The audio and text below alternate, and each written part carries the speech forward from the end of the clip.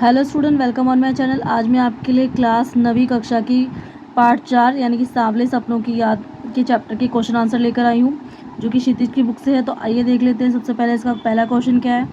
First question है, किस घटना ने सालिम अली के जीवन की दिशा को बदल दिया और उन्हें पक्षी प्रेमी बना दिया।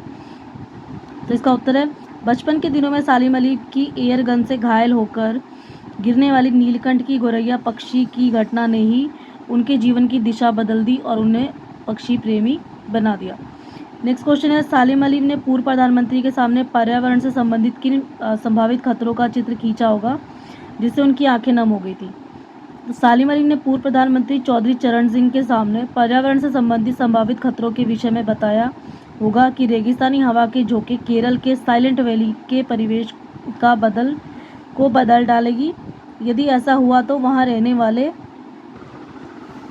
असंख्य पक्षियों के जीवन को खतरा उत्पन्न हो जाएगा और उनके बचाव के उचित प्रबंध किए जाए। सालिम अली के प्रकृति और पक्षी प्रेमी को देखकर ही प्रधानमंत्री की आंखें नम हो गई होंगी। क्वेश्चन नंबर 3 है, लॉरेंस की पत्नी फ्रीडा ने ऐसा क्यों कहा होगा कि मेरी छत पर बैठने वाली गोरैया लॉरेंस के बारे में ढेर सारी बातें जानती है। इसका उत्तर है, डीएच लॉरेंस की मौत के बाद जब लोगों ने उनकी पत्नी से अनुरोध किया कि वे अपने पति के विषय में कुछ बताएं या लिखें, तो उन्होंने कहा कि मेरे लिए लॉरेंस के विषय में कुछ भी कहना असंभव लगता है, क्योंकि उनका पूरा जीवन एक खुली किताब के समान था। वे सादा दिल और स्नेही व्यक्ति थे। उनके जीवन से संबंधित कोई भी बात छुपी हुई नहीं है। उन्हें ऐसा लगता है कि छत पर बैठी जो गोरैया है वो भी उन दोनों के विषय में उनसे अधिक जानती होगी, क्योंकि जो लॉरेंस थे उनका भी अधिक समय पक्षियों के साथ ही बीतता था, अपनी पत्नी के साथ कम बीतता था। इसीलिए वो जो गोरैया है वो लॉरेंस के साथ बहुत समय बिताती थी, तो शायद लॉरेंस को ज़्यादा अच्छे से जानती होगी। आइए देखते हैं इसका क्वेश्चन नंबर 4 है, आशय स्पष्ट कीजिए। क्वेश्चन नंबर 4 का फर्स्ट पार्ट है, वो लॉरेंस की तरह नैसर्गिक जिंदगी का प्रतिरूप बन गए थे। अब इसका मतलब क्या है, तो यहाँ पे इसका मतलब है, इस पंक्ति में सालिम अली के बारे में बात की गई है। प्रस्तुत पंक्ति में सालिम अली के प्राकृतिक प्रेम के विषय में बताया गया है। जिस प्रकार अंग्रेजी के प्रसिद्ध उपन्यासकार डीएच लॉरेंस का प्रकृति से गहरा लगाव था और उनका मानना था कि हमें प्रकृति की ओर लौटना चाहिए, ठीक उसी प्रकार सालिम अली भी प्रकृति से गहरा लगाव रखते थे। उन्होंने प्रकृति संबंधी अनेक नए रास्तों को खोजा। यही कारण है कि वो लॉरेंस की तरह स्वाभाविक जीवन का ही प्रतिरूप बन चुके थे। जिस प्रकार लॉरेंस पक्षियों की खोज करते रहते थे, उसी तरीके से सालिम अली भी, उनका भी जो जीवन जो था, उनका जो स्वभाव था, बिल्कुल लॉरेंस की तरह ही हो चुका था, इसलिए वे उनके प्रतिरूप बन गए थे। अगला है ख पार्ट इसका, कोई अपने जिस्म की हरारत और दिल की धड़कन देकर भी उसे लौटाना चाहे तो वो पक्षी अपने सपनों के गीत दोबारा कैसे गा सकेगा। इसका मतलब क्या हुआ, तो प्रस्तुत पंक्ति का अभिप्राय यानी कि मतलब ये है कि जिस तरह कोई वन पक्षी अपने अंतिम गीत गाकर मर जाता है और प्रकृति में विलीन हो जाता है, उसे शरीर की गर्मी और हृदय यानी कि दिल की धड़कन देकर भी हम उसको जीवित नहीं कर सकते। उसी तरह सालिम अली भी अब अपने जीवन के लंबे सफ़र के बाद अपने सभी सपनों को छोड़कर इस संसार से विदा हो गए हैं और उन्हें किसी भी तरह से दोबारा जीवित करना असंभव है। आता है इसका ग पार्ट में है, सालिम अली प्रकृति की दुनिया में एक टापू बनने की बजाय अथाह सागर बन के उभरे थे।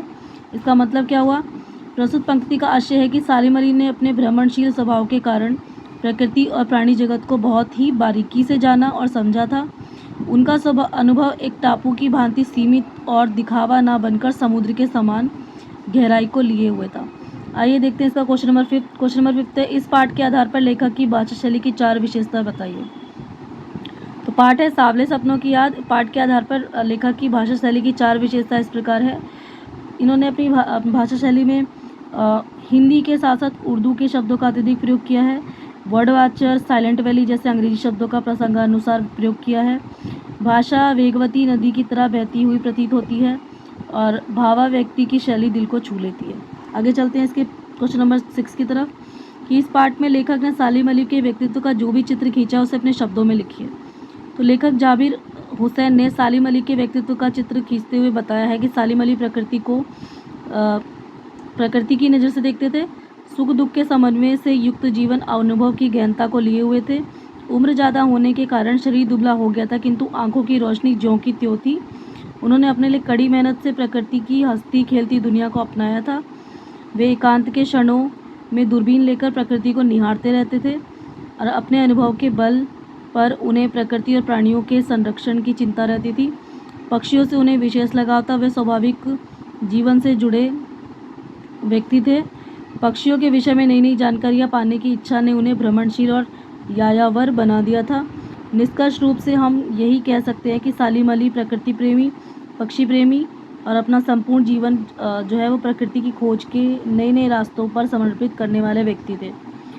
नेक्स्ट है इसका क्वेश्चन नंबर 7, सांवले सपनों की याद शीर्षक की एक सार्थकता पर टिप्पणी कीजिए। कि मतलब कि इस पाठ का नाम जो है सांवले सपनों की याद है, इसका जो शीर्षक जो है वो कितना सार्थक है, कितना सही है।